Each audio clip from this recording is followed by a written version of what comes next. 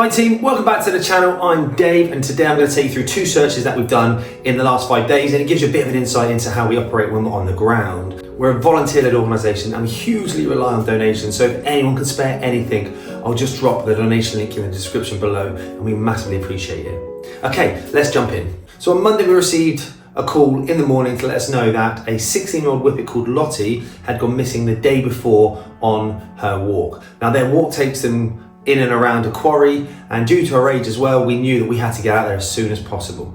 So I was able to deploy that morning, and a new drone pilot that's just joined the team was able to come with us, and this was a great chance for him to get some experience out searching. So the search was taking place in Portland, and we got down there, met the owner. She then took us through everything, and we decided then on the best places to fly. So we did a quick walk because we always like to understand what the ground looks like before we take the drone up, and we also like to understand if the areas we're about to fly are even accessible for a dog to get to. There are two quarries, one on the right, one on the left. So we started with the one on the right, and we did find access points to that quarry, so we decided it was time to fly both drones to speed up the process. So a quick chat with Aaron, who was the other drone pilot. We briefed up which areas we were going to do and the heights we were going to fly at, and then we got airborne. At the same time, on the ground, the owner of the quarry was doing a ground sweep. The weather was warm, the sun was out, which makes thermal pretty hard to use, so we were using a visible camera. That means everything's a lot slower and we have to check everything a lot more thoroughly. So once we'd done a full sweep of both sides and the edge lines of the quarry, we made the decision that Lottie wasn't in that location. So we brought the drones back in and then redeployed to the second quarry. Again, before we fly anything, we need a probable cause and we need to find access into that quarry. So we decided to walk the ridgeline. Now the ridgeline is protected by thick bush and trees and fencing. So we walked along, and as we were coming towards the end, the fencing stopped, the trees stopped, and we then noticed that there were definitely accessible points, areas where Lottie may have slipped or tripped or fallen into. We wanted to do a full sweep, so I carried on going down a little drop, and as I approached the very edge and the final part of the quarry, I then saw on the left-hand side Lottie. She was caught in brambles and she wasn't able to get anywhere. So I approached carefully because I didn't want her to get spooked and then suddenly try and pull away, because at this point we were really close to the edge of the quarry. So I approached carefully, but she was so caught up she wasn't going anywhere. I secured her, I freed her, and then I picked her up and we carried it all the way back to her grateful owner. It was a brilliant ending to the story. Lottie is doing really good now and we're just glad that we could help. So the second search takes place on Friday. It was about 4:30 in the afternoon we received a phone call that a red fox lab had got spooked and had pulled away and gone missing from a walk with their lead attached.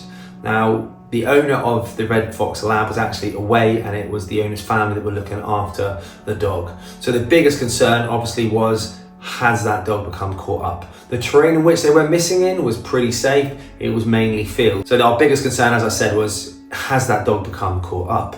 So as I've mentioned, we're volunteer led. All the searches were at work. So it wasn't until about 8 o'clock I managed to get off work, and another searcher called Amber, who's also a drone pilot, got off work, and we looked to head out then. That meant this was going to be a night operation, so we got to be a little bit more careful with the drone. Checked for air restrictions, we checked for ground hazards of any height. Once we were happy that we were able to fly the drone safely in that area, we did deploy out. Again, we chatted quickly with the owner's family, had a look in the general area. It was pitch black, so we couldn't see an awful lot. We decided that the pre-planned route is still an area that we needed to fly first. So we got the drone airborne with the spotlight attached. The spotlight gives us that visibility at night should we spot anything on the thermal. So we went across to the first field and covered the perimeter thoroughly, nothing seen.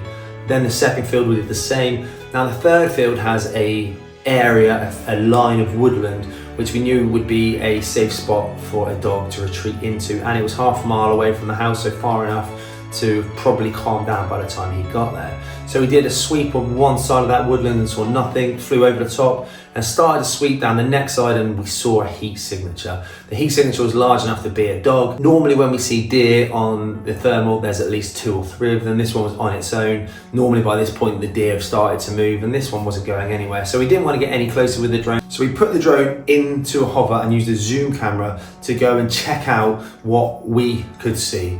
And after a few minutes, there was movement, and we confirmed it was a dog. And even better than that, we confirmed the dog was not caught up, was free, and was able to move about. And that was our biggest concern. Was that lead going to get caught and prevent the dog from coming home? So after watching the dog, we could tell that he was still very nervous and very cautious. So we decided not to use the spotlight because we didn't want to spook the dog and to have him push out any further. He was only half a mile away. He was across some safe fields, and he was absolutely fine where he was. So we then decided it was time to bring the drone back and to speak to the owner's family.